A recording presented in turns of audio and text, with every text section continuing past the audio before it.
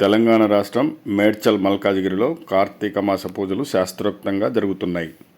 వేలేటి రాజేశ్వర శర్మ ఆధ్వర్యంలో సీతారామచంద్రస్వామి ఆలయంలో విశేష పూజలను నిర్వహించారు. పరమేశ్వరుడికి పంచామృత అభిషేకం, ఉత్సవమూర్తులకు నిత్య పూజలు చేశారు. శివనామ స్మరణలతో భక్తులు పూజా కార్యక్రమాలలో పాల్గొంటున్నారు.